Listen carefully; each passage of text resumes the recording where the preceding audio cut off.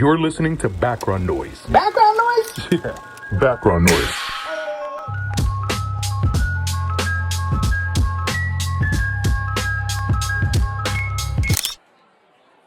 What's going on, everybody, and welcome back to yet another episode of the Background Noise podcast. It's your boy Steven, Space City, and I'm with you to talk a little bit more about life and a little bit more about the things that I got going on, and really to sit here and talk about things you guys want to talk about. You know, it has been such an eventful first 4 weeks of the podcast, and I would say 4 weeks of it being released, because as I literally just said that, I started thinking to myself about the fact that it's been an eventful end of last year and like start to this year with the podcast.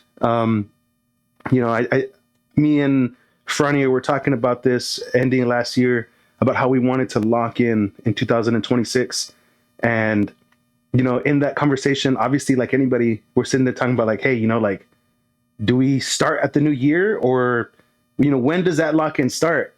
And we had ended up deciding that the best way to go about it is by starting right now, right? Not waiting until the start of the year to lock in. And so we did that. And here I am, 4 episodes later. It's been quite a journey. It's been a crazy set of 4 weeks. I'm going to just say 4 weeks because, you know, that's how long it's been airing. And here we go. Episode 4. This is the last week of January. Mission accomplished, mission complete. Hello, everybody. Let's go. Let's go. And honestly, I really wanted to do this episode for a long time. I wanted to get back to doing an individual episode because I recorded the very first one by myself. And then after that, I've had a couple of guests and I love that. But I'm like, you know what, dude, like I need to earn my stripes, dude. I got to flex my muscles. I got to practice speaking to myself and continuing this like this. And so this is finally that. I'm finally able to sit here, have my own episode to sit and talk to you guys. And I'm going to just go straight into talking about the things that I've learned in this first set of weeks since doing the podcast. And I think that number one, having preparation matters. That's the first thing I could think about and say, because I mean, going into the podcast, a lot of what I was saying is like, I wanted it to just be whatever happens. And honestly, I still want that. Like, that's still the general essence of what I'm looking to capture when it comes to the podcast. But like, dude, I'm gonna just talk about it. Can I just talk about this real quick for a second? So Franny and I recorded a podcast yesterday. And bruh, it was so I want to say disaster. It was a disaster, but like I want to be respectful towards, you know, me and Franny and our effort. So like I'm not saying that our effort was a disaster.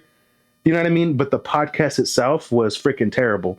And I think the reason is we're trying to fit it into like a already packed day, a packed schedule.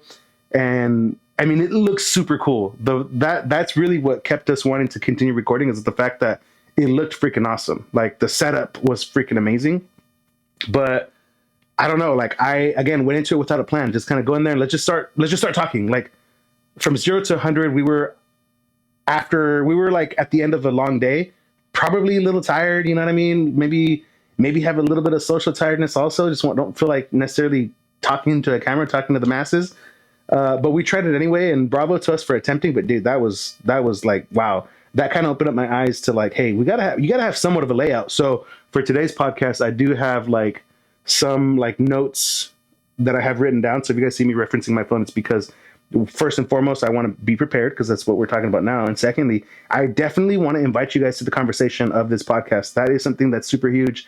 So I'll say this now. If you guys have any questions for me, for any of my guests that you know are coming on, or for any of the people that you know that are around me a lot, Frania, Vanessa, Manny, Judy's, and like my family, you know, people that I can get on the podcast pretty easily, let me know. If future guests that you guys know of that you guys would love for me to talk to, even if they're big time, not big time, whoever, like I'm down, bro. Like I'm down for all of that. And I want your guys' feedback and input when it comes to the podcast.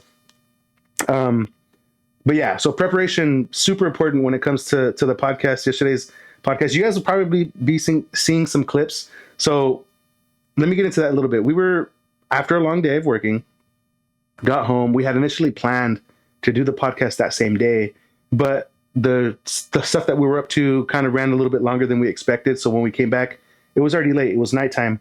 And we had decided, we're not going to record. We're not going to try to fit it in here. We're not going to try to do too much right now. Just kind of like we've completed a day, let the day end, and let's move on to whatever else we got to do.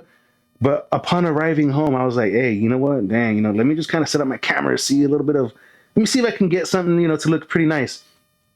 And so I ended up setting up my cameras only to see what it looked like.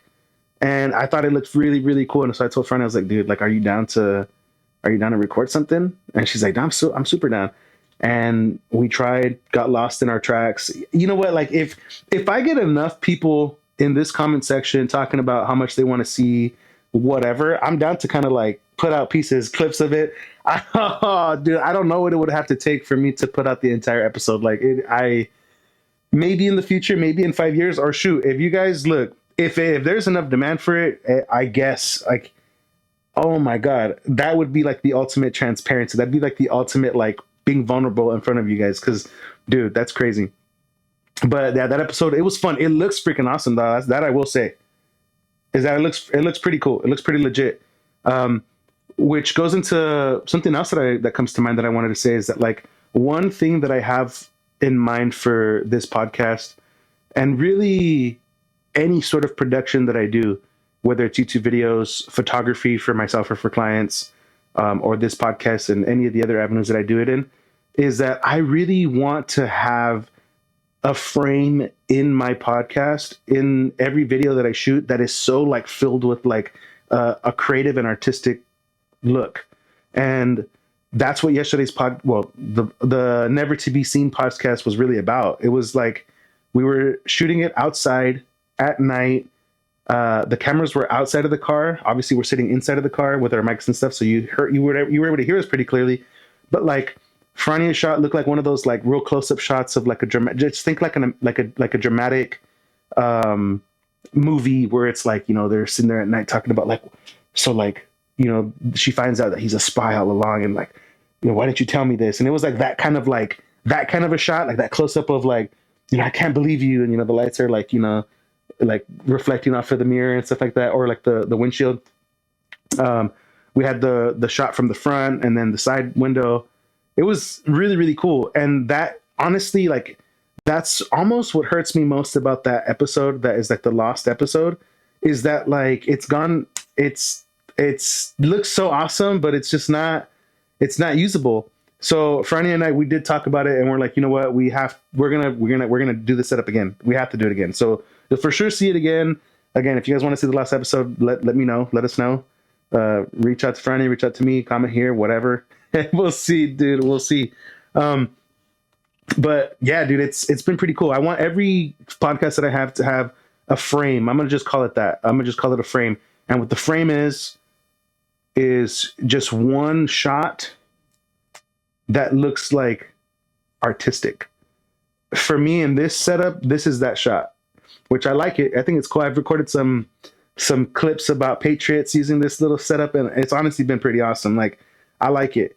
And by the way, this angle is black and white, not because I want it to be artistic that way, although that's kind of sort of happening, but because this camera is different than the rest of the cameras that I have.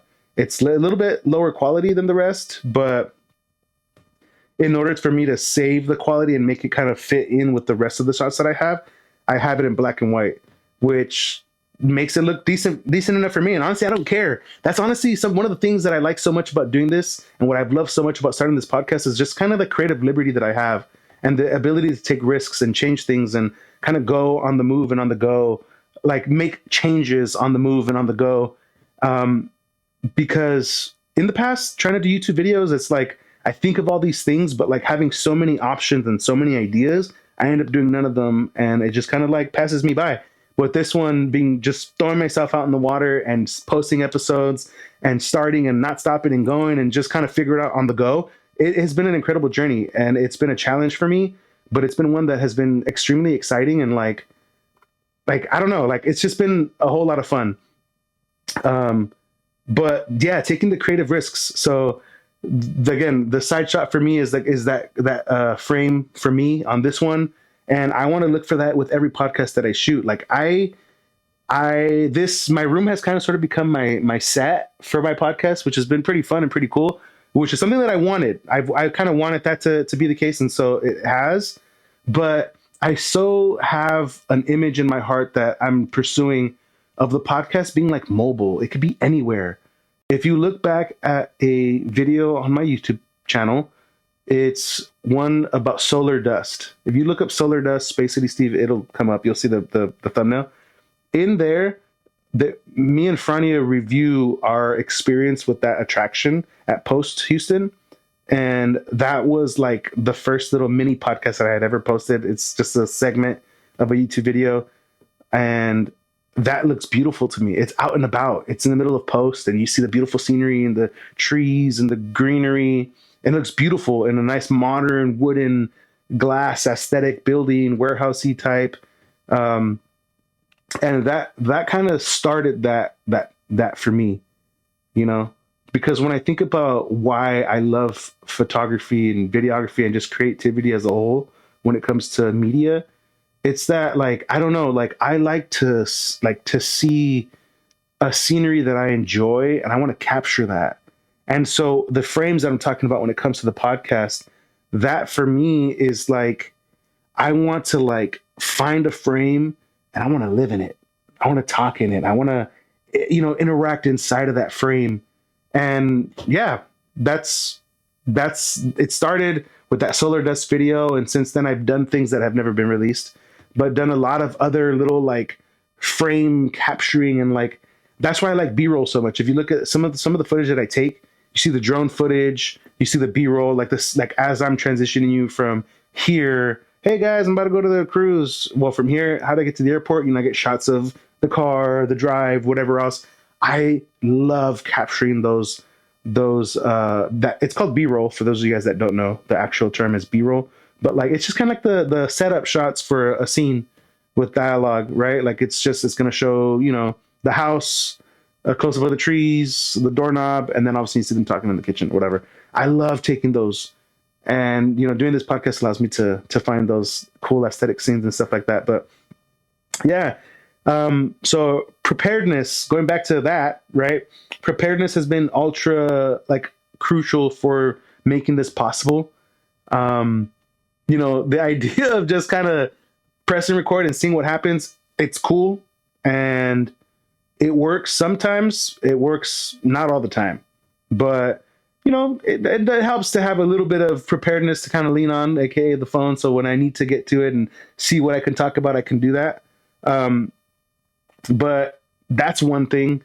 Another thing about just kind of starting something in public, starting something in front of everybody, that has been an interesting challenge for me, you know, to do that. 1 second real quick while my advisor calmly reaches out to me.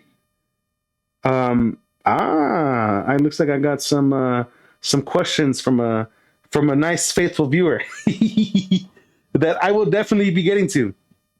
But yeah, dude, like starting this podcast like in front of you guys and just kind of going with it on the roll. It's been a journey. It's been pretty fun. I'm very blessed to feel the reception that I've gotten from this. I mean, I've had people reach out to me from work, from, you know, back at home in California, and just really from everywhere. My family, people that I haven't spoken to forever, in a long time. I mean, people that I talk to all the time, and even people that I wouldn't expect, like, you know, coworkers of family members, like what, hearing about it and listening and being a part of this journey. And it's been awesome. It's been fun. It's been what I wanted it to be.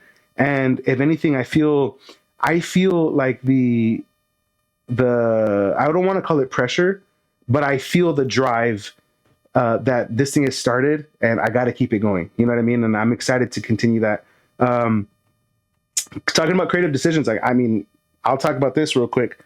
I have been putting this little like outline in all of my videos, and this might be the last podcast that has this little outline, right? If you guys see the photo that I have around here, it's been in all 4 episodes, the very first episodes of the Background Noise podcast, and that was in collaboration with Seventhaura Productions, which is my media company that does productions like this. For example, if you guys are looking to get yourself a podcast out here and doing what you guys are watching me do, it could be done. Reach out to Seventhaura Productions and we can get that done for you. But anyways, the outline was in partnership with my production company because we're actually starting to release some product, some merchandise. So first and foremost, if you guys see, and I've been talking about this a lot, so if this sounds repetitive, I'm gonna talk about it some more. This, for example, hopefully my audio doesn't sound too bad. I'm gonna talk a little bit louder because I know my microphone's on my hat and it's back here. But this is the very first piece of the Seventhaura collection, which is the Seventhaura hat. If you guys are interested in this, feel free to leave a comment down below. Let me know that you guys are interested in the Seventhaura hat. But there's actually some pretty exciting things, which I'll talk about it now just because by the time you guys see this podcast, I will have already posted about it. And there's a Seventhaura shirt coming out, which is very, very exciting. It's going to have Seventhaura embroidered in the front and then a beautiful photo put it on the back. And it's a photo called Yosemite Falls. And that is the picture that you guys are seeing as the perimeter of this, of the podcast.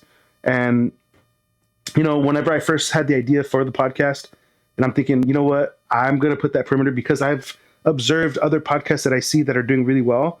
And I'm like, you know what, I'm going to follow what's working. I'm going to follow the blueprint of what's working, obviously not copying their art that they put around, but use my own. And so I thought, hey, that's pretty cool. And as I've done the podcast and done a little bit more episodes, I'm like, you know what, maybe not for all of them.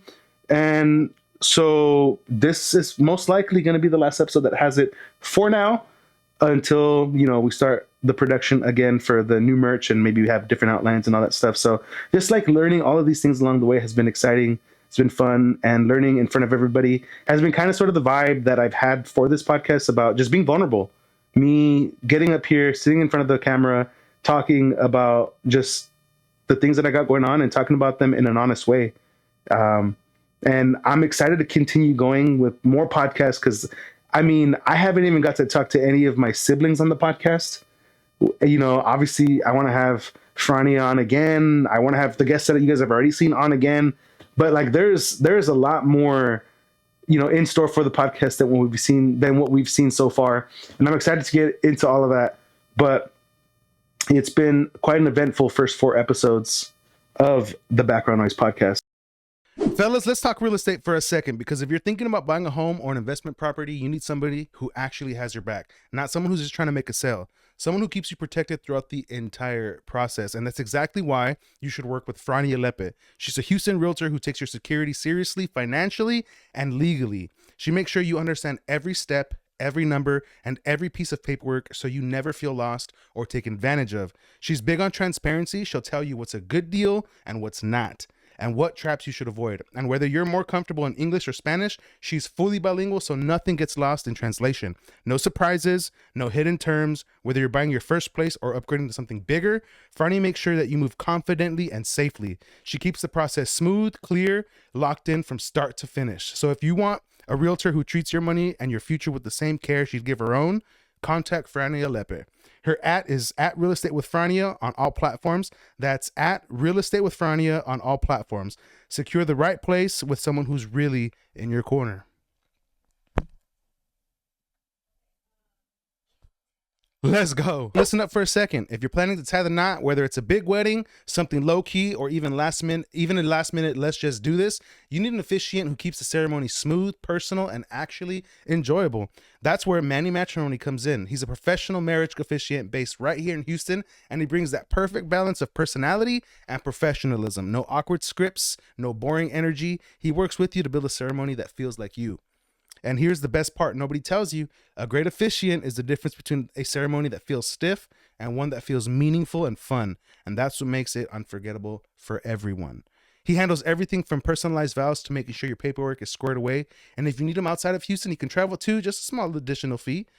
So if you're ready to secure your wedding day and lock in someone who will make the moment count, hit him up at 661-800-8654. That's 661-800-8654. Don't wait until the last minute. Dates fill up fast. If you're watching this video and you're looking to advertise your brand, hit up seventhaura online at gmail.com so that we can get your brand out there to the masses. With this platform, your brand will reach hundreds of thousands and even millions of people. So reach out, seventhauraonline@gmail.com to get your brand out there. Let's go. Welcome back to the Background Noise podcast. We had a little bit of an ad break. That's cool. All right. New England Patriots, y'all. New England Patriots have advanced. They have beaten the Houston Texans. The score was 28-16, I believe. And Patriots, I mean, come on. Now the narrative that's out in the media is how bad CJ Stroud is, and oh my God. And it's like, well, yeah, you know, like, oh my God, the worst game ever. Oh my God, this thing. But before that, nobody was talking about that. Nobody was talking about CJ Stroud before that. Everybody's talking about how the defense and how Patriots couldn't get past that defense. Guess what, baby? We got past that defense. We defeated the defense. No one has ever scored 3 touchdowns on this Houston Texans defense except for Drake May. 3 touchdowns. So that was a fantastic win. And what I've been saying all along, and I'll say it now, is that Houston Texans defense comes as advertised. They were fantastic in that game. I mean, Will Anderson, Danielle Hunter, Petrie, Stingley, all of those guys. I mean, I'm sure I left out a lot of names, but those guys are fantastic, dude. I mean, they, again, like I said, they come as advertised.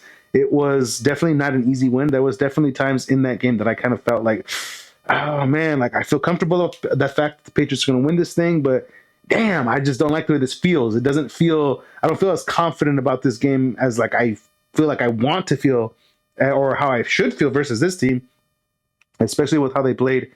And just to think that the Texans were in that game for a long time, even through CJ Stroud's quarterback play. That to me just is a huge testament to how good that defense is. But dude, the Patriots were just able to overcome. What I love most about the Patriots this playoff run is the fact that the defense has been carrying the team. Whereas in the regular season, all the talk and all the chatter was about how Drake May is doing really well, and these receivers are unheralded. They're not names that you might know about, but they're playing so well. And look, MVP season, and the running backs, you know, Travion Henderson, who should be getting more of the reps, him or, you know, Ramondre Stevenson. We've been talking a lot about the offense and not so much about the defense. I mean, I think we've known that the defense has been good, and, you know, we've seen the production from the defense. And we definitely felt when Milton Williams was injured, but not so much talk about the defense. And I mean, I guess when Milton Williams got hurt earlier in the season, the team missed 4 games to close out the season. It was noticeable, right? The defense was not as stout as it once was. But the fact that the defense is carrying the team at this point of the season makes me feel super, super excited, because I feel like these guys believe, dude.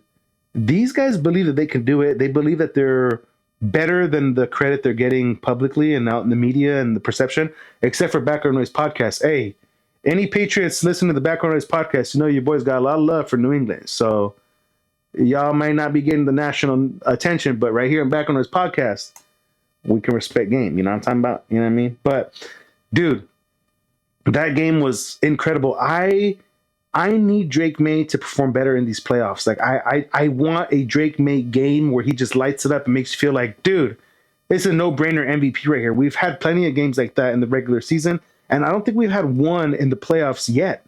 And I feel kind of like, damn, we need Drake May to come out and to do something. And I'm hoping that comes out in the playoffs. You know what I mean? In the playoffs, in the Super Bowl. Because if we get a glorious game in the AFC title game, I would love it. I would enjoy it. But we already know what everyone's going to say. Like, no disrespect to Stidham, I think that's his name, and, you know, his family and everybody. I mean, you made it to the NFL, baby. You did a lot more than anybody else can say.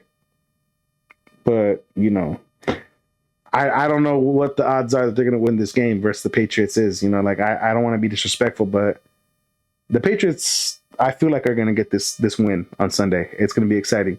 But if Drake May has his like a nice, crazy MVP level game on Sunday, all the narrative is going to be about Stidham. It's all about how, oh yeah, but it's the backup quarterback, and oh yeah, this and that. And I just hate that that's the narrative around this game. You know, like, there was a lot of years rooting for the Patriots that I wished for the lesser opponent for the Patriots to play. You know, and it wasn't until Tom Brady in 2014, when Tom Brady beats the Seattle Seahawks and the whole Legion of Boom defense, that I realized, you know what, dude, like just give us the toughest competition. Because I realized all the crazy magical moments where things go like, wow, the helmet catch, right? The Giants in 2007 to defeat the Patriots and their undefeated Super Bowl run. And this dude catches the ball in his helmet. Like that Giants team wasn't great. Like that would have been the matchup you wanted.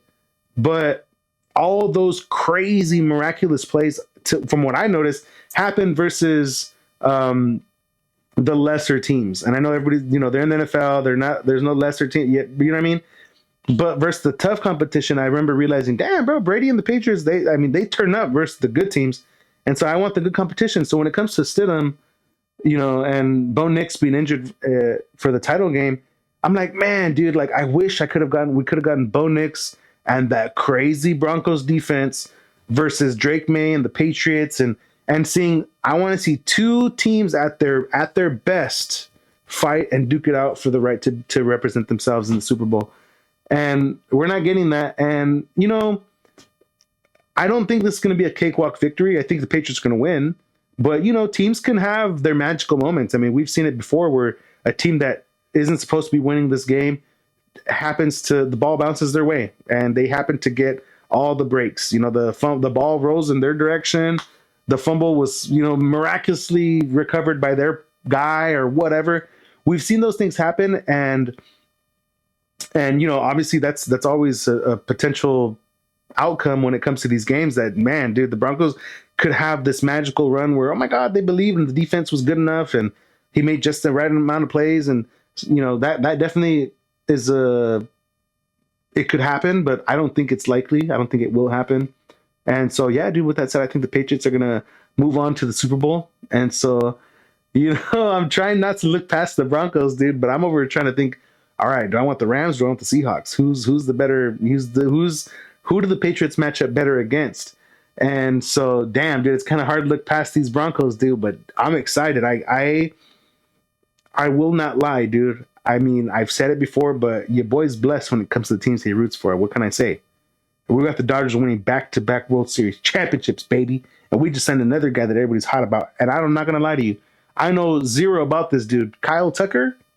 Something Tucker? I don't know, but he's batting second or third. And to bat second or third on the Dodgers roster? Sheesh. Damn, you got to be something, dude. You know what I mean? So, you know, we got the Dodgers back-to-back championships. You got the Patriots having won as many Super Bowls as they did, a 20-year run, and then 5 years of the down years, which, I mean, we still made the playoffs in those 5 years with Mac Jones. And then now we got Drake May, dude. I mean, damn. And Drake May's rookie season, when he was backing up, what was his name, Jacoby Brissett, and it took Gerard Mayo forever to get Drake May into the lineup, which was, I mean, I don't know why it took you that long to do that. But I remember seeing some plays of Drake May and thinking, damn, dude, this guy's legit, dude. Like, some of these throws that he's making, it's not about, you know, the fact that the receivers weren't able to catch it in his rookie year. I saw that happen a lot. I was like, damn, dude, like Drake May's throwing these perfectly thrown balls where it's just like, how did you get that there? And the receiver drops it. I'm like, bro, what are we talking about? I remember thinking to myself, dude, we got ourselves a real guy here. And then in the very next year, bro's in the MVP conversation, one game away from the Super Bowl. I'm stoked. I'm excited. You know what gets me sick to my stomach, though, when I think about athletes and sports and stuff? Because I'm a huge sports guy. Y'all know I am massively into sports. I love to see people compete. I love to see people master their craft and be excellent at it and do it and compete versus each other. But what makes me sick to my dang stomach is when I think about the fact that Drake May is, 22, 23 years old? Whoa. I mean, good for bro, dude. I mean, damn. Good for bro. But when I think about the fact that, bro, what? These guys are so young out there making hundreds of millions of dollars. And it makes me sick to my stomach. Not actually. But I'm like, damn, bro. Like, sheesh. I mean, damn, you know, were they hosting tryouts, baby? Because I got to go fastball, LA. Come on, hit me up. You know what I'm talking about? Like, sheesh, bro. But, yeah, dude, Patriots versus Broncos. This it's gonna be awesome. I'm excited, dude. I'm excited. I think the Patriots do well. I know I said that I don't want him to have it, Drake May to have his MVP game versus the Broncos, but I think it is going to happen. I think these next two games, Drake May is going to be the one that like outshines. He's going to be the headline of the games because of his play, and I think it's going to be positive play. I do think the Patriots are going to win the Super Bowl, and I'm excited to see it. And I'll be here alongside you guys.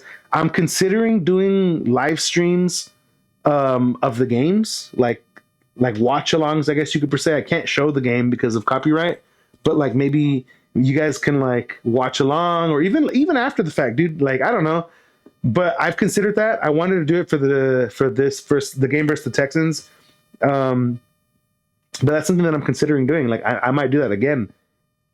Guys, let's start a dialogue. Comment or DM me on Instagram. Follow me on Twitter if you guys are on that X. I don't know. But let's set a dialogue, baby. You know what I mean? This is this something you guys are interested in? You know what I'm talking about? But I'm thinking about doing it. So yeah, Patriots. That's gonna be an exciting game, dude. I'm super stoked. I'm excited about that. And yeah, dude. I mean that's kind of what I think about the Patriots. Drake May should be the MVP. I think Mike Vrabel gets Coach of the Year. If Matthew Stafford ends up getting MVP over Drake May, I don't want to be too upset about that. I think he's deserving of it. But then Drake May's got to get that Super Bowl MVP. More than any award, the Patriots must win the Super Bowl. These are the moments. I talk about this all the time when I'm explaining to my family, explaining to my girl about sports, is the moments. These moments that these players have the opportunity to like jump and reach another level.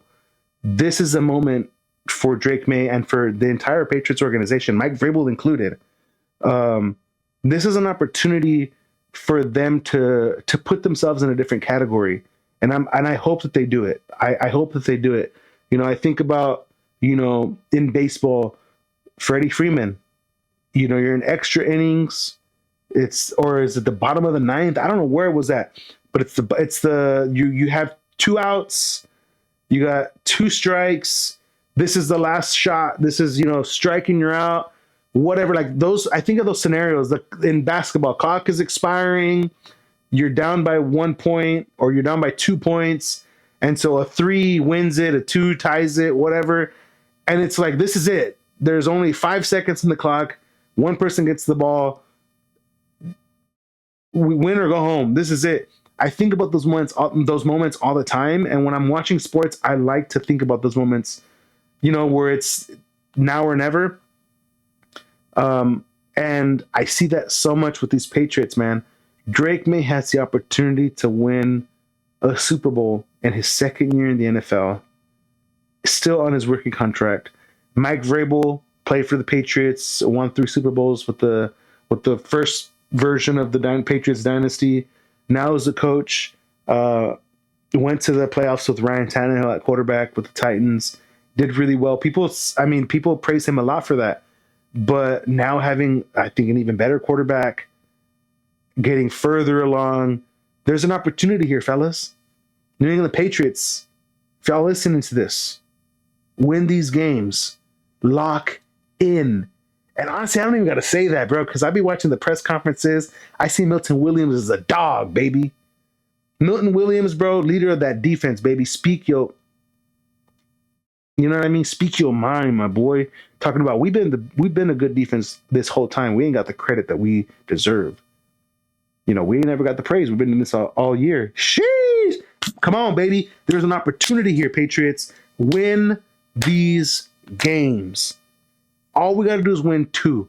At some point in this year, the Patriots were on a 10-game win streak. Can you win 2? Just 2 in a row. Can we do that? Broncos and whoever else. I think they do it. Damn, I'm stoked. I think they do it. Oh, man, I think they do it. Okay. Woo-wee. That's getting me stoked. I can go on and on about that. Let me see. Let me get into a couple of questions that I have here. Again, referencing my phone because, you know, you boys got to have a little bit of a structure. Boys got to be prepared for the potty waddy. Question that we have from the chat is, how do you personally define being a creative? Damn, that's a great question. I probably should have read these questions before I started recording. How about that? No, I'm kidding. But how I define being a creative? That's a great question. If I have to think about that, I would say a creative is a person that feels passion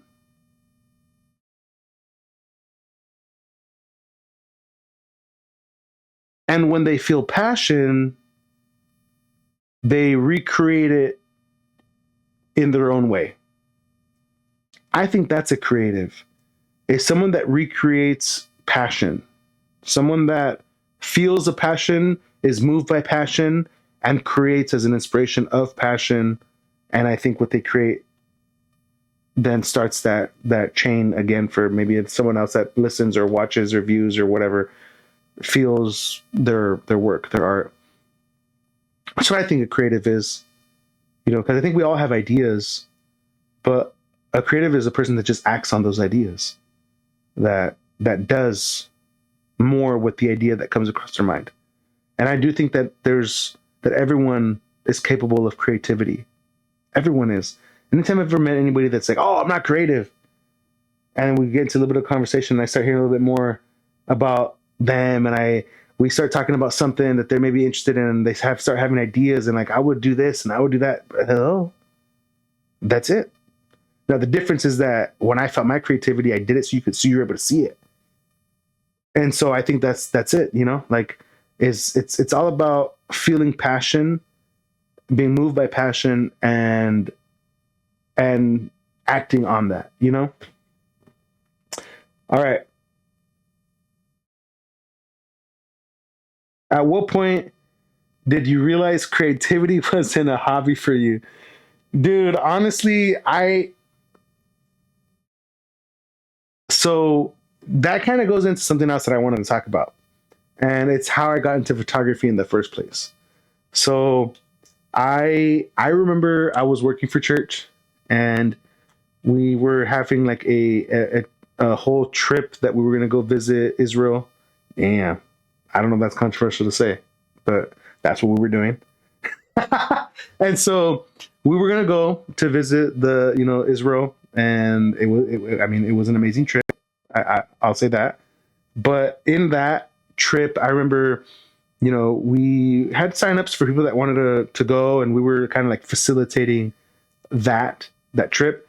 So people signing up to want to go, and then I remember we had the idea to offer photo books. Like, hey, like for this trip, you can get yourself a photo book, and at all the key destinations, we're going to take pictures and we'll put them in this book for you, and it'll be awesome, and we'll be in charge of all of that. Obviously, you take your own pictures if you want to, and submit them if you want to, and put them in the book. But like, we will have a professional photographer with us at every location, taking these pictures at these beautiful locations for you to remember forever. And I was like, that sounds great. And they were like, well, we need someone to take the pictures. And I was the media guy at church. That was my role, making the commercials and making flyers and whatnot. But like, I feel like at that moment in time, all of the media, the videos and photos were like, we already have them. We had like a catalog of photos and videos that I can use for the commercials that I would make and all that stuff. So then we start, announcing this trip and how we're gonna do photo books. And I'm the media guy, and we had to do photography. And it was like, well, are you down? Like, would you be down to do that? Like, I mean, because it really rests on whether or not you'll do it. And I'm thinking, I'm down, bro. Like, let's get it. Let's do it. So I remember after that day, figuring that out, we were going to leave in 2 weeks. That same day, I went over to Best Buy. I purchased a camera, and I went to YouTube University, baby. And I started to look up all kinds of videos on what does this mean? What does that mean? How do you take this? How do you take that? And what are the settings that you need? What do you need? What do you do? And yeah, dude, I mean, it was a crash course 2 weeks. And I bought the camera, bought the lens, bought memory card, bought all the things I needed, a little battery adapter thingy. I bought everything I needed. Like, I went crazy. One thing about me and my family is that as soon as we have a hobby, as soon as we have something that we like, bro, we go all in on that. We like going bike riding, bro. We'll buy like the best bikes you can get with all the little adapters and maybe a little Camelback so you can have a little water on the side. Bro, what? You even got one time. It ain't time to invest in all this extra stuff. That's how we do it. So I had the lens and the this and the that and all this other extra gear and all that whatnot. And we went on this trip, dude, and it was the craziest trip ever. Cause like, honestly, I learned enough. The books, honestly, they look fantastic. So much so that I still show it now as an example book whenever, you know, I have clients that want to see, you know, cause I offer a book for like when I do weddings and all these other events, you know, I offer a book as a optional add-on to the packages and stuff. And I'll still use those books as a reference so people can see what they look like. Cause they are beautiful and the photos came out fantastic. But like, I was just kind of thrust into that. Like, I mean, I chose to throw myself in that, but I threw myself in that and just kind of figured out like, how do you do it? And so to answer that question, which was, at what point did you realize creativity wasn't just a hobby for you? I think after that, when I seen that, like, dang, dude, this is something that people care about. You know what I mean? People care about capturing their memories and holding them. And if you can provide that to them in a way that's even more meaningful, I think more than me providing the quality of the image that I take whenever it comes to like weddings or anything else, more than the quality, I think people are paying for the fact that they get to live their memory and I get to capture it for them. You know what I mean? They get to live in their moment. And I really do feel that I am good at capturing the essence of a moment, you know? But yeah, dude, I think that trip is what really opened my eyes to the fact that, man, dude, people are willing to pay to capture their moments. And at that time, I realized that concept, and I wasn't good necessarily yet at taking photos and operating the machinery and, excuse me, doing all those things. But yeah, dude, I mean, I don't think that story is as beautiful as it could probably sound, similar to like my trumpet story. It wasn't like this beautiful story of how I started, but realizing that there is an opportunity here, you know? And so I think that would be that answer for me. It was that trip when we went, part of a church group. We had the whole trip, and we offered photo books, and I was the photographer. 7 days, 14 days out of learning how to do it, and your boy did it. Which, as I was saying that, I was thinking about myself, like, man, this podcast kind of started in that same way. I mean, the idea for it was, you know, more than just these last months, but like I said, F it, bro, let's do it. Boom, let's do it, dude. And I just kind of went, and here we are, dude. Like, you know what I mean? It's fun, dude. I don't know. I like it. All right. We have some more questions for you guys. And it's,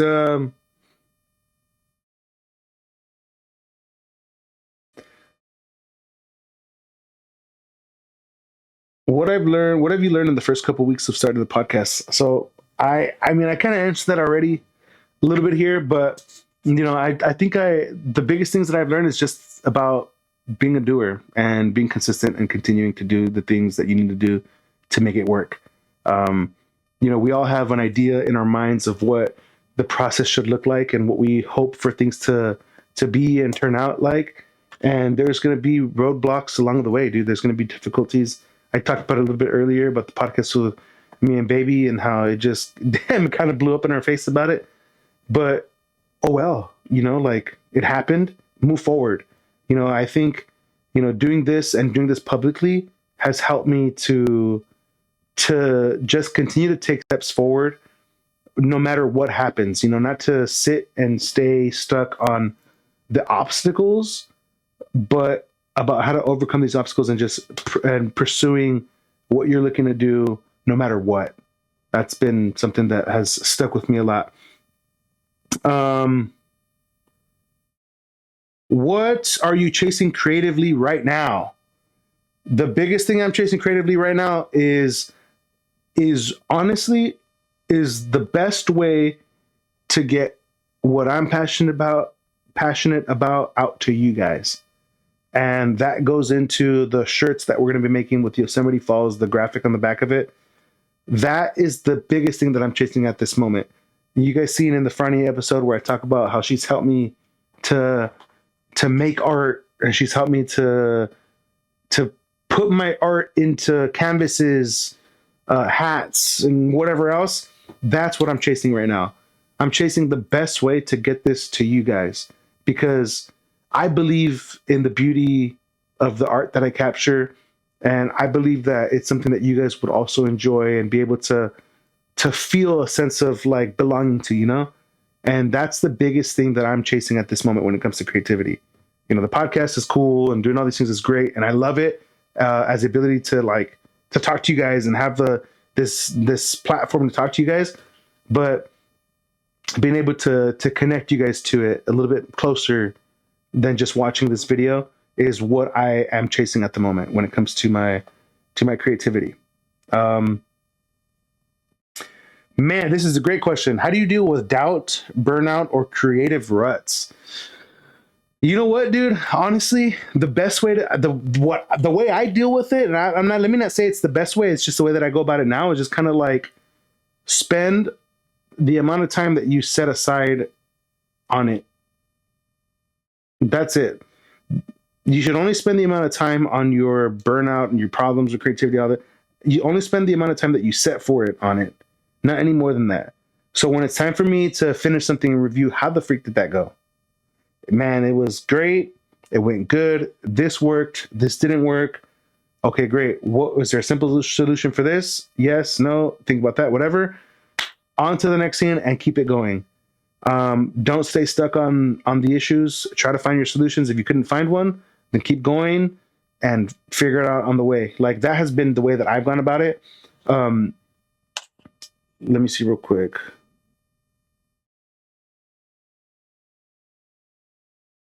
Yeah, how do I deal with doubt, burnout, or creative ruts? Man, dude, when it comes to creativity, like how do I deal with creative ruts? Like if I'm ever not feeling creative, and how do I like start that? Dude, I think for any of you all that are experiencing this as a creative, start to observe yourself, start to look back, start to think in the present moment whenever you are feeling creative, and try to identify why you're feeling creative or why you were creative at that moment in time if you're able to look back at memories and stuff. I've learned that about myself. What brings out my creativity, probably number one, I'm trying to think if there's anything else. No, I don't think. Number one for me is music. And it's funny because I mentioned that I don't listen to as much music as I think I should, or as maybe you guys would think I do based on the fact that I've done music in the past. But music brings out the most creativity in me. If I have a fantastic song that I'm enjoying and feeling, and I'm working on a YouTube video, it's going to be done in quick. If I'm not listening to music and I'm trying to create and I'm trying to do art and I'm trying to do these things, bro, I'm going to be so dry. It's horrendous. But I've learned that about myself. It's not something that I've always known. Now I do. And for years I've known that. So like when I talk about it, it sounds so like, oh yeah, that's easy. How do you not know that? Right? No, dude, for you guys are out there that are in maybe a different phase in your guys' creative journey and you guys don't know what it is, dude, I'm telling you, try to observe back at the times that you were, man, dude, man, I made that one thing back in the day that was awesome. What were you doing around that time? Were you hanging out with friends a lot? Were you going here or there? Were you watching movies? Did you have a friend that you were talking deeply with? Think about the things that help that creativity and dale, and do more of that. Learn to harness that. Learn to control that. Because if you can control your creativity, the world is your oyster, as they say. And so good luck on that. If you guys have any more questions about creativity and stuff, please see me as a resource, reach out, and I would love to help you guys in your guys' journey because I want to see all the things that you guys have to create also.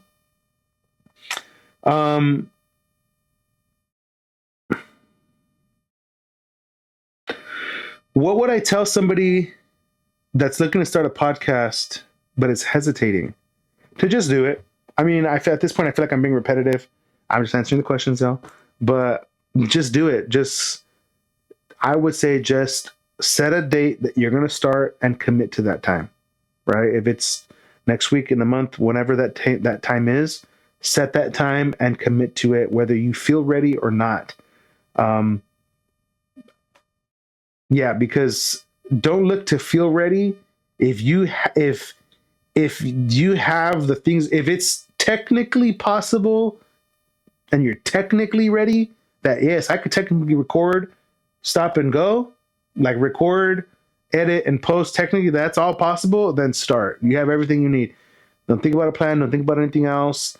Be brutal with yourself. Be genuine. Let your errors air. Show your true self. Do all those things and learn on the go. That's what I would say. But then again, I'm only 4 weeks in, baby. So take these words with a grain of salt. You know what I mean? So you're only watching the 4th episode. Being a Patriots fan right now, how do I really feel about the team? I feel pretty stoked. I feel like there's a couple of jerseys I need to buy. I need to buy Mike Vrabel's jersey. I'm thinking about getting the classic looking Patriots blue. I'm looking to buy Drake May. I'm feeling great, baby. The Patriots, I mean, come on, dude. I'm feeling really great. What am I chasing creatively? I already answered that question.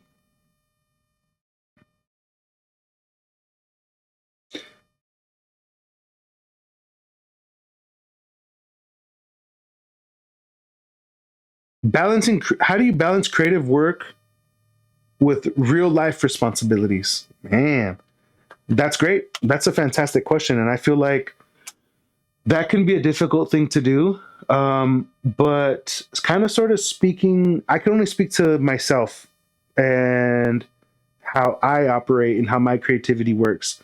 But for me, I'm not always necessarily feeling creative. And so I think it's about setting the right expectation with the people that are around you. Whoever it would affect, if you get lost in your creativity, like, you know yourself, you know your process. You know that when you're creative, you need to be left alone, listen to music, stuck in your studio, drawing, painting, whatever. I don't know, right? Whatever it is, however your creativity can affect the people around you, be aware of that and communicate what you need to communicate to the people around you. So when I'm feeling creative, I get like super locked in. I get very like short with my answers. If you're talking to me about something that's not what I'm working on, it's kind of like I can give you the time of day, but like might get like quick answers like, hey, how was it? Good. It was good. I mean, let's get. I need to get to what I need to do. And so like communicating that's the way that you operate when you're creative. That goes a long way. And for example, for me, when, like I just said, the way that I've communicated, hey, like if I'm like, hey, I'm about to start working. I'm about, I've already communicated how I get when I work. So if you need me, let me know. But I'm going to be here stuck on my stuff, doing things I got to do. And communicating that effectively creates that environment where like, oh yeah, I already know he's doing his thing. Let him do his thing. And, I'll talk to him when I can, or if it's really important, I can talk to him now. And if it's not important, I can talk to him now. But just communicating the fact that this is how I get when I'm in this mode. This is what I need when I'm in this mode. Doing that, I think that's the best way. I mean, I think all of life's issues, majority of life's issues could be solved with communication. I can't tell you how many times I've looked at situations in life, looked at TV shows, movies, and think about think about it. When you watch a movie, can communication solve this? I was watching a TV show yesterday, and they were asking for a favor from this guy. Like, we need you to train these people to have Earth combat skills, Earth survival skills, but we can't tell you why. And they're like in a space station. And it's like, well, I mean, why would I need to do this? We haven't been on Earth for this many years. We're only going to tell you what you need to know. Why don't you just tell them we're sending people to Earth? And just tell them. Just say that. Communicate. And like, I'm not going to say that it's just going to be easy. There's such thing as difficult conversations, but communication solves it all, dude. So if you're worried about how your creativity impacts your personal life, well, communicate that. Hey, like, literally communicate that, man, dude. Like, hey, mom, dad, husband, wife, girlfriend, boyfriend, whoever, brother, sister, hey, could I just be honest with you real quick? Can we talk? Yeah, what's going on? I just feel like I'm really trying to tap into my creativity, but I'm afraid how that's going to affect you. So like, how could, like, well, what could we do? Or like, even if it's just that, like, I'm afraid it's going to affect you. Well, I mean, why are you going to do it? Whatever. And it just starts a dialogue and you can understand each other. And that's it, dude. Communication solves half of the problems that exist in humanity, dude. Like, what? So yeah, dude, if you're worried about how your creativity affects your personal life, communicate that, talk about it, and I think that's going to be the best thing for you. Because yeah, like I said, communication solves most things. All right, moving forward.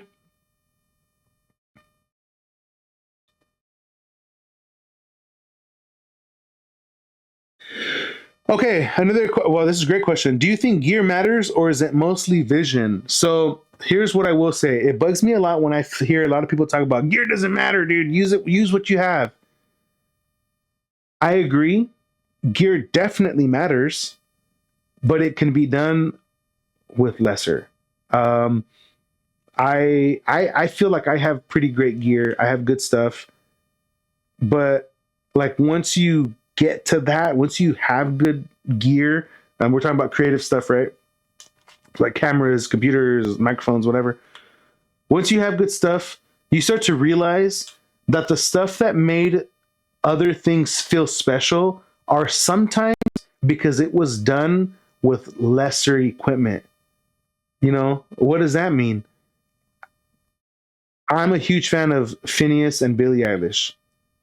They produce some of their best work in their house, their random house in LA, inside Phineas's room with a laptop, a regular laptop. What are we talking about?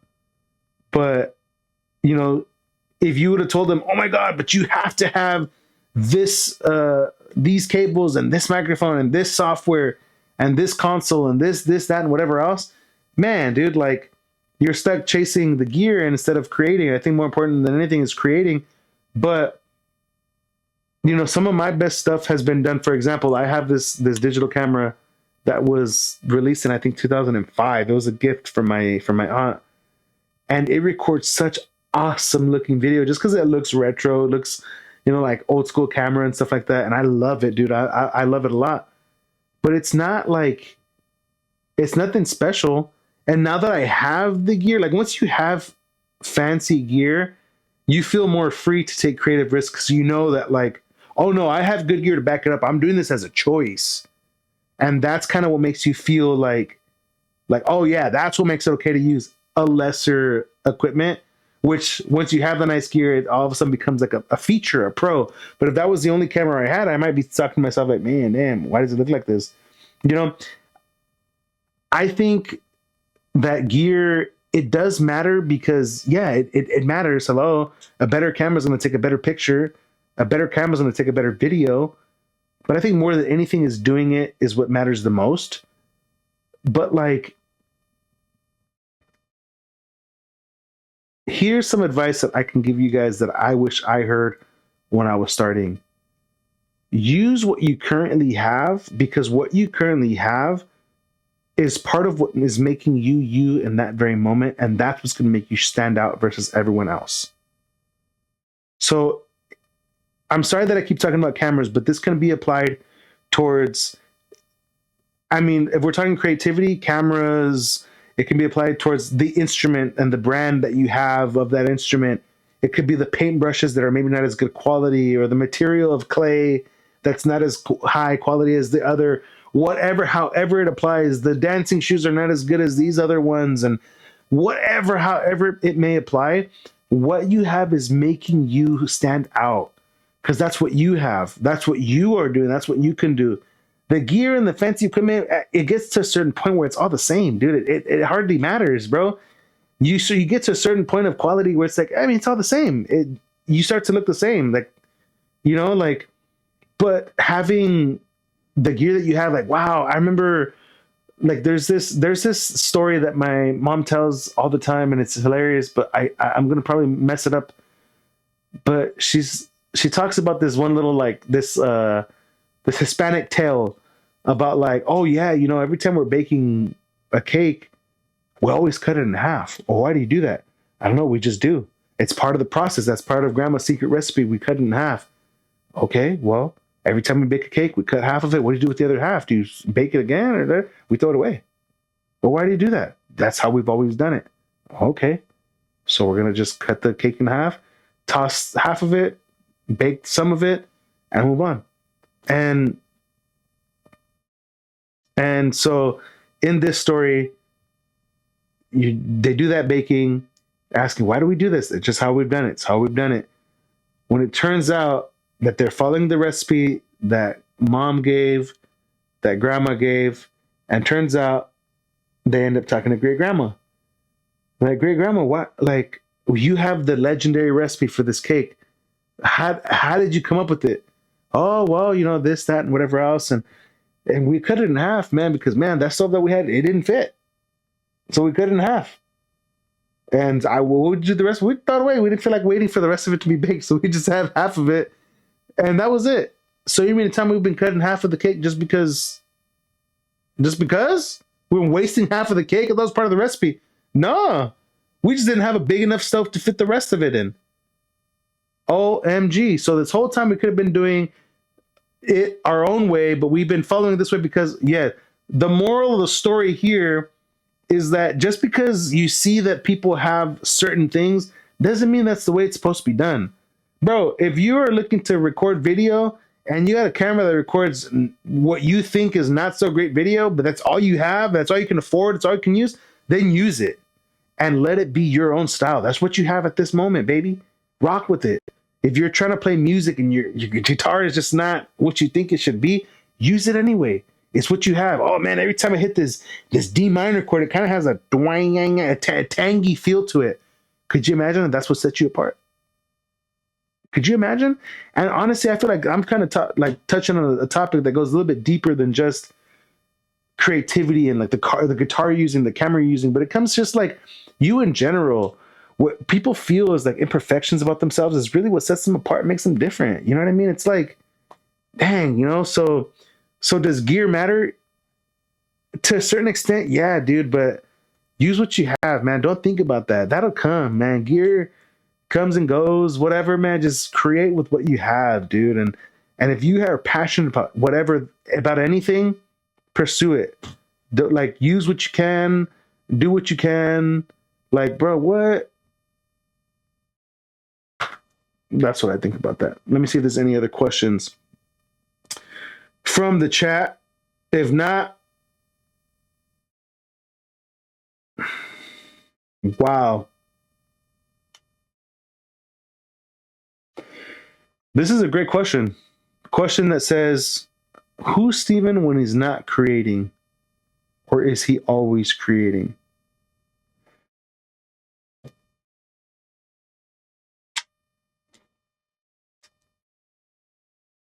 That's going to conclude this episode of the... I'm kidding. I'm kidding. Steven, when he's not creating, I'm just an enjoyer of life, man. I'm happy to be alive. I think that's it, dude. I'm just happy to be alive. I'm happy to be, spinning around this globe. When I'm not creating, I'm probably playing video games. I'm probably watching sports, probably watching a pretty cool TV show, hanging out with baby, hanging out with family. I feel like I'm a simple guy, dude. I'm a simple guy. I'm not always creating. I always have ideas. There's always ideas flying around this noggin of mine, but I'm not always necessarily seeing them through. But yeah, dude, I'm just someone who enjoys I just enjoy life, dude. I'm just grateful to be alive. I feel like I understand the complexity of life, how the odds are when they say man, I don't want to get too graphic. I don't mean it to get graphic, but when they say as you are, how do I say this without being graphic, dude? I mean it to be when you are how do I say this, dude? Damn, this is difficult. Okay. Think about this, right? When you're being, oh my God, this is just terrible. I'm just going to commit to it because whatever. As you're being created and you're going to, go to an egg, I guess you could say that way. Think about how many other little swimmers are there. You're beating all the odds, baby. That didn't land at all. That didn't land at all. What I'm trying to say is that I'm just grateful. I'm so aware of the odds. I happen to be alive, but it could have been I could have been someone different, you know what I mean? But the fact that I get to be here, I get to be talking to you guys, I get to be alive this time, I'm so grateful for. Yeah, bro, that one didn't land, bro. That did not. That reference did not land, but that's totally fine. That's totally okay. We're here. BackgroundNOISE podcast. Let's go. I'm gonna see if there's any other questions, but if there's not, I'm probably gonna end this here. Let me go through. Let me skim through because I know that you guys had. I'm looking at a bunch of comments that I have from like different things that I posted throughout this first set of months.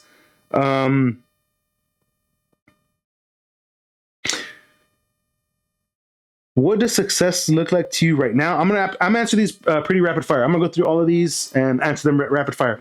Okay. What does success look like to me right now? Consistency for one. I want to continue to post every week on the BackgroundNOISE podcast, no matter what happens. I'm posting, so that's number one. And two, I'll be honest with you guys that the numbers follow because we're human. I mean, that's got to be part of it too. So I want to make sure.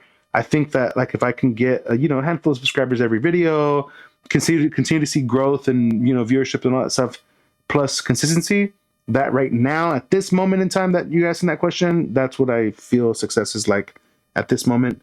Again, I'm going to be quick.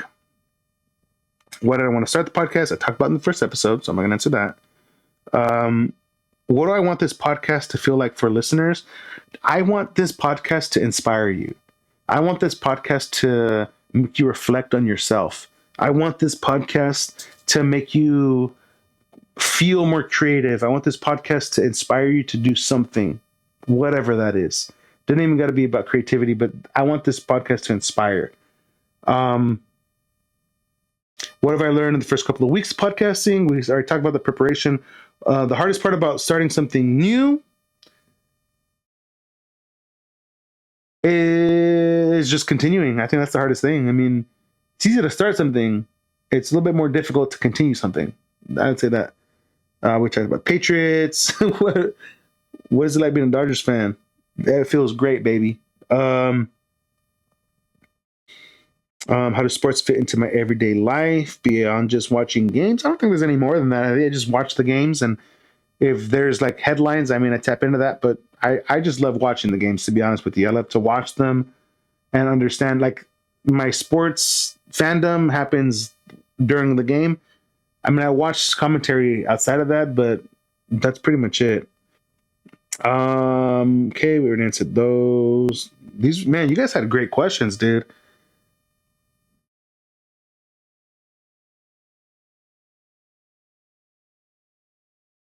Man, I don't know if I've answered for this, but I'm gonna say it anyway.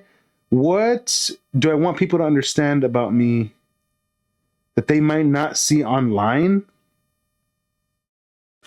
What do I want people to understand about me that y'all may not see online?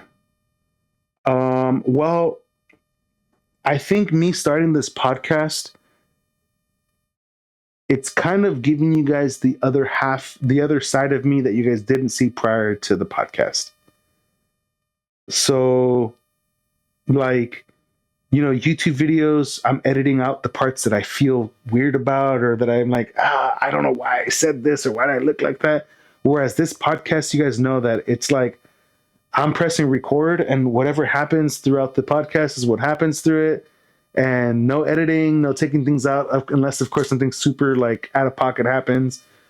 But like, this podcast, you guys are getting the full me. Quiet times, like right now, as I'm reading through the questions that you guys have for me, and I'm kind of like not saying anything for like 2 seconds, internally, I'm feeling like, oh my God, like I'm being quiet. I can feel the silence in the room, and it's, and usually those things I don't put in my videos. I don't put in any of my shorts or any of the things that I put out there. So this part of me that you guys just think through the podcast is the part of me that you guys don't see. So what I want you guys to know about me, watch the BackgroundNOISE podcast, dude. You guys are gonna know everything about me through this podcast. How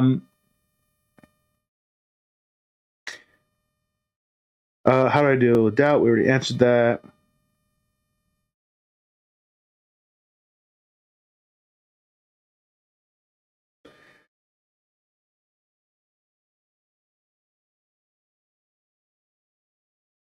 why what was it? It's kind of okay.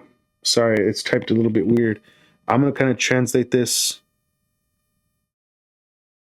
Why are you grateful for the people, or what are you grateful about for the people that support what I'm building? That's like, okay, that's kind of the general question.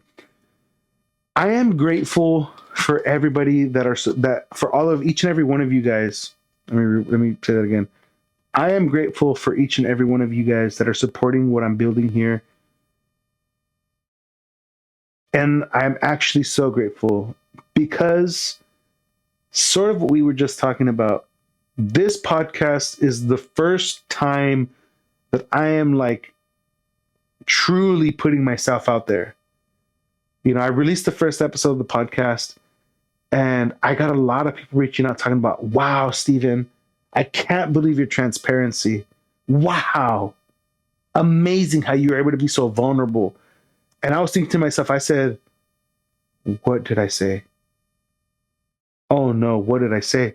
And so I started to go back to look at the episode and started to see different comments and different timestamps and just different things that I was saying. And I was like, oh my God, I can't believe that I was that transparent. And honestly, I mean, I didn't say anything in any of these podcasts that I regret or that I would take back because, you know, I am as transparent on this podcast as I would be in real life. You know, as I would be in person. If you guys saw me in person and it just somehow happened to come up this topic or that topic, I would tell you. If I said on the podcast, I would say it in real life. But something about doing it online feels different.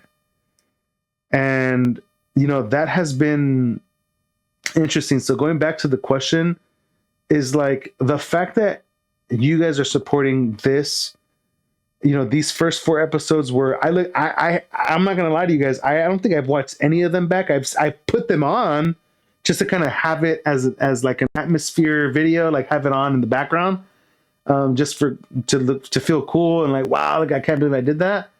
But I haven't listened to it. I can't, and I won't. You know what I mean? Apart from the time that people were saying, wow, you're so vulnerable, and I went back and I was like, ooh, dang, that's crazy. But the fact that you guys are supporting me, knowing that I'm here giving you guys my true self, that to me, it feels amazing, dude. And if I can be vulnerable, it's kind of like, damn, dude, like,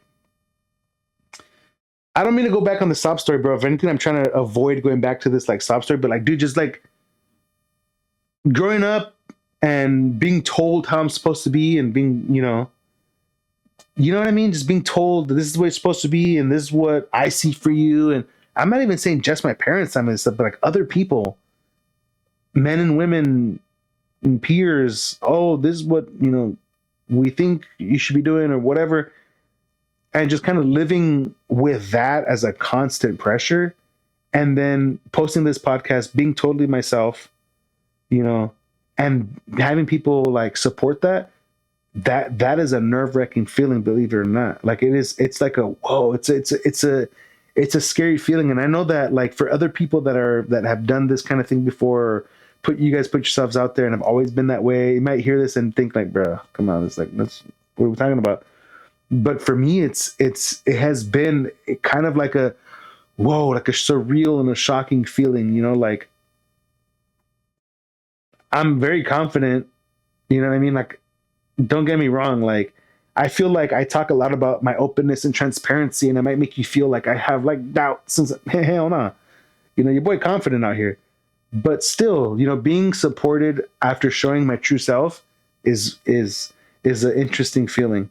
And that's something that I'm very grateful for. I'm grateful for all of you guys for watching.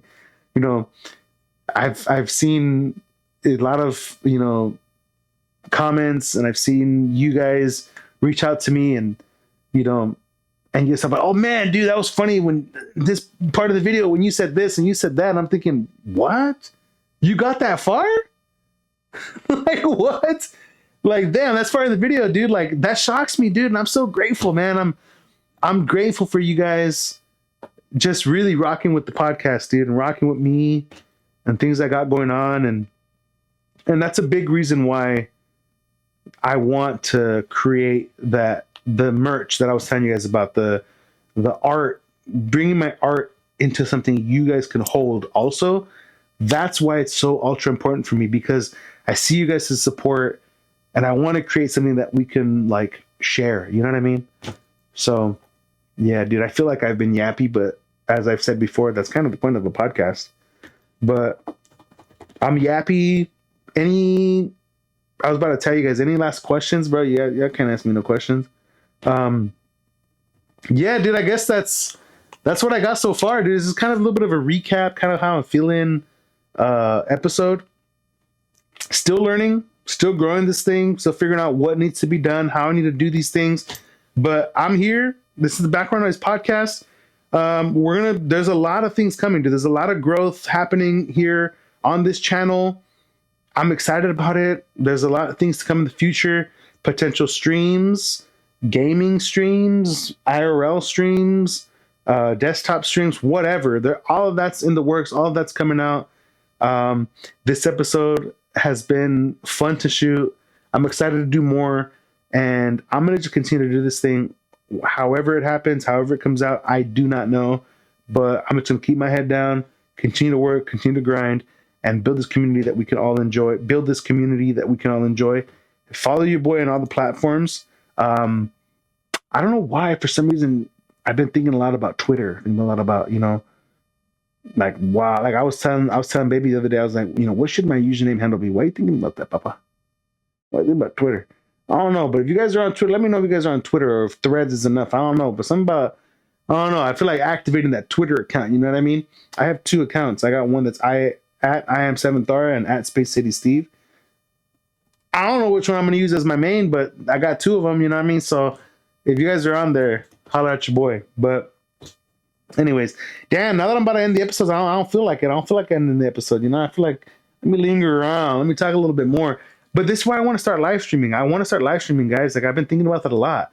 I want to hop on there and talk about current events, maybe react to whatever games happened that day. And you know what I mean? Play some video games after. Dude, like, this is so freaking fun, dude. Ah, this is lit. But I'm going to end this episode because I got to, right? Like, what else? But y'all follow your boy on all the platforms, because the party don't got to stop here. I'm on Instagram. I am on Twitter. I am obviously on YouTube, TikTok, whatever. The party does not end here. Y'all link up with your boy. And yeah, that's about it. Is there anything I'm missing? No? That's it? All right. That is it for this episode of the Background Noise podcast. I am your host with the most, spacecitysteve. I love you guys. Stay creative. And I'll see you guys in the next episode of the Background Noise podcast.